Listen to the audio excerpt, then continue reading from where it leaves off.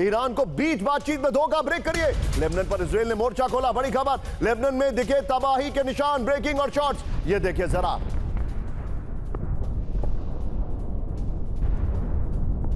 ये देखिए, ये आपके सामने बड़ी खबर है। मुनीर के ऊपर मैं सुधाकर सर के पास आऊंगा। अभी जो हमने पहले वाला तीन शॉट्स का कॉम्बिनेशन लिया था, उसमें ये एक खबर को रिप्लेस करिए लेबनान वाली, ये वाली लेबनान लीजिएगा। Sunil, am I clear? Coming back, सीधा आइए मेरे साथ, चलिए मेरे खास मेहमान कौशिक सर मौजूद है। कौशिक सर, पहली कंडीशन क्या थी? Let's look at the conditions. पहली कंडीशन ईरान की ये थी कि हमारे एसेट जो है वो फ्रीज मत करिए, उनको अनफ्रीज करिए। वो बात खत्म हो गई।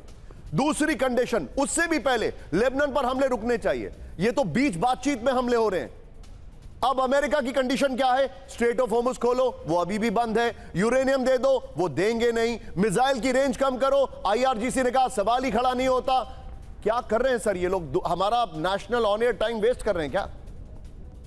निशांत, जब आपने एक लाइन में पूरी बात को नेल कर दिया था, जब आपने कहा था कि अमेरिकियों को बातचीत करना ही नहीं आता है, और बातचीत करना नहीं आता है उस वजह से इनको युद्ध शुरू करना आता है लेकिन उससे निकलना नहीं आता है। और ये जितने भी विजुअल हैं वो अमेरिका की तरस के काबिल हैं। उस जगह, उस इस्लामाबाद में बैठकर जेडी वांस ये बातचीत कर रहे हैं, जहां से कुछ समय पहले ही, पिछले साल ही, इसी इस्लामाबाद में गिड़गिड़ा रहा था जेडी वांस के सामने पाकिस्तान कि मुझे भारत से बचा लीजिए, मुझे किसी तरह से इस युद्ध से बचा लीजिए। और अमेरिका दावा कर रहा था कि हम यहाँ पे शांति लाने वाले हैं। दूसरे, इसी बातचीत की टेबल पर वो ईरान के सामने बैठे, उस ईरान के सामने जिसको वहां के प्रेसिडेंट ट्रंप ये कह रहे थे कि इनकी मैं कौम का खात्मा कर दूंगा, सिविलाइजेशन खत्म कर दूंगा, इनके पुल खत्म कर दूंगा, उस ईरान के सामने बैठना पड़ रहा है। तो ये बातचीत, आप कह रहे थे कि पर्सनालिटी क्या मैटर करती है?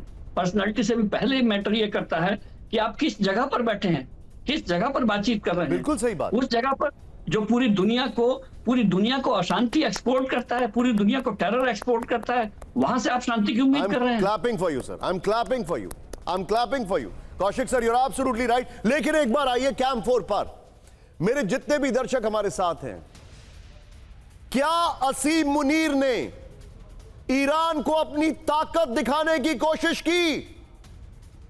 क्या असीम मुनीर ने ईरान को धमकाने की कोशिश की? नहीं यकीन होता, मेरे बगल में दिखाइए, 2 विंडो शॉट दिखाइए। असीम मुनीर जब ईरान के डेलीगेशन से मिलने आते हैं तो फौजी वर्दी में थे, क्या दिखाना चाहते थे?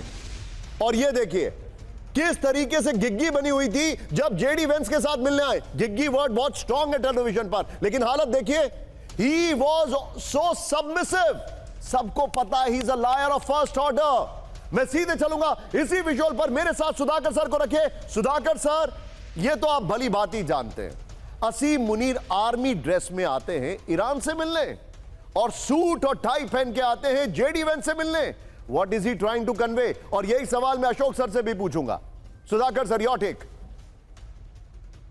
ये निशांत बिल्कुल सही, यू स्पॉट ऑन, और बिल्कुल सही चीज़ को आपने पकड़ा है। मेरे विचार के मुताबिक ये ईरान को दिखाना चाह रहे थे, पर्टिकुलरली आईआरजीसी को एक मैसेज देना चाह रहे थे कि पाकिस्तान जो है मजबूत है, तैयार है, और जवाब देने के लिए, कोई भी एक्शन लेने के लिए बिल्कुल एकदम प्रस्तुत है।